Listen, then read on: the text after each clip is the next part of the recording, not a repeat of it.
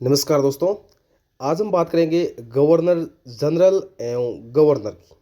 तो भारत में कितने समय तक कौन गवर्नर जनरल रहा, उसके बाद में कौन सा था, इसके बारे में आज हम चर्चा करेंगे। क्योंकि प्रश्न आता है कि भारत जब आज़ाद हुआ उस समय गवर्नर कौन था, या कोई मान लो कोई विद्रोह होता है कि उस समय गवर्नर जनरल कौन था, ऐसा प्रश्न बनता है। तो इसको हम आज एकदम स्टेप टू स्टेप क्लियर करेंगे।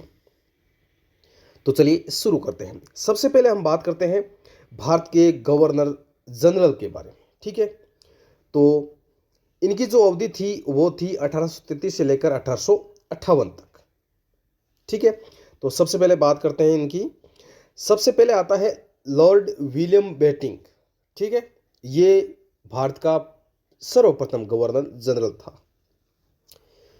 तो देखिए, लॉर्ड विलियम बेटिंग थे, उनका शासन था 1833 से लेकर 1834 तक, एक साल रहे थे। उसके बाद में आ जाते हैं लॉर्ड ऑकलैंड। कौन?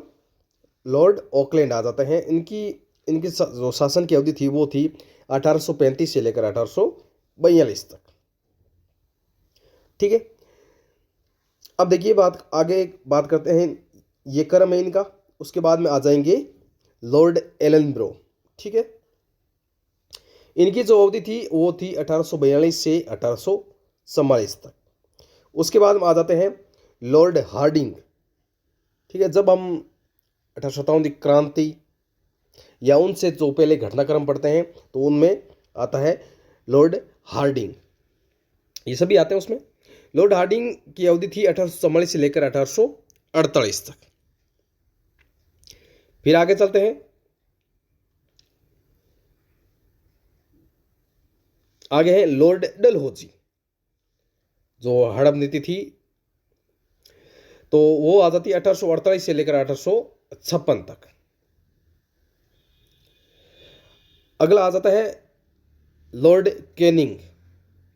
इनकी अवधि थी 1856 से लेकर 1858 तक, यानी 1857 की जब क्रांति हुई उस समय कौन थे भारत के गवर्नर जनरल?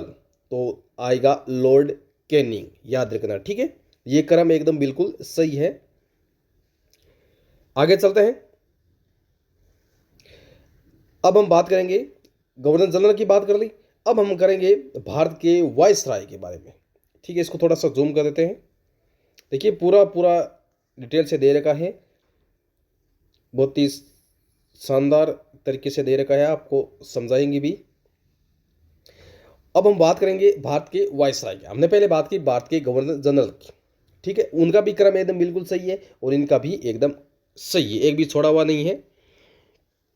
तो सबसे पहले बात करते हैं, जब गवर्नर जनरल थे 1857 की क्रांति में कैनिंग आ जाते हैं, वही हमारे भारत के वायसराय बन जाते हैं। तो इनकी जो अवधि हो जाती है 1858 से लेकर वापस 1862 तक। फिर आ जाते हैं लॉर्ड एलिंग प्रथम। एलिंगन प्रथम आ जाते हैं, इनकी एक साल की अवधि रही थी 62। उसके बाद में आ जाते हैं Lord John Lawrence.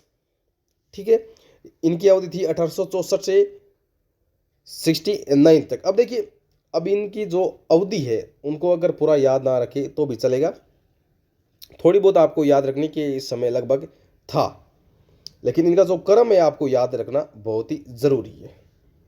Lord Mayo, इनकी अवधि ये थी 69 से 72 तक।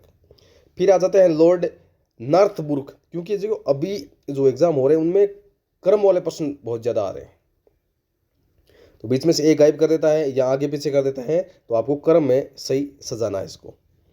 तो लॉर्ड नॉर्थब्रुक आ जाते हैं 72 से 76 तक। फिर आ जाता है लॉर्ड लिटन। इनकी जो अवधि थी वो 76 से लेकर 80 तक थी। फिर आ जाता है लॉर्ड रिपन 80 से 84। उसके बाद में आता है लॉर्ड डफरीन। कौन? डफरीन 84 से 88 तक। फिर आ जाते हैं लॉर्ड लेंसडाउन 88 से 94 तक। फिर आगे देखिएगा, उसके बाद में देखिए डफरीन हो गया, लेंसडाउन हो गया। उसके बाद में एलिंगन प्रथम एक अलग था, ये आ गया सेकेंड। सॉरी, 94 से 99 तक। फिर आ जाते हैं लॉर्ड कर्जन। कौन? लॉर्ड कर्जन आ जाते हैं, जिनकी अवधि थी 1899 से 1905 तक, यानी 1899 से लेकर 1905 तक। फिर आ जाता है लॉर्ड मिंटो सेकंड, ठीक है, द्वैध शासन वगैरह हम पढ़ते हैं ना, उसमें आता है 1905 से 1910 तक। फिर आ जाता है होर्डिंग्स टू 10 से 16। फिर आ जाते हैं चेम्सफोर्ड 16 से 22, रीडिंग 21 से 26। फिर आ जाते हैं लॉर्ड इरविन 1926 से लेकर 1931 तक।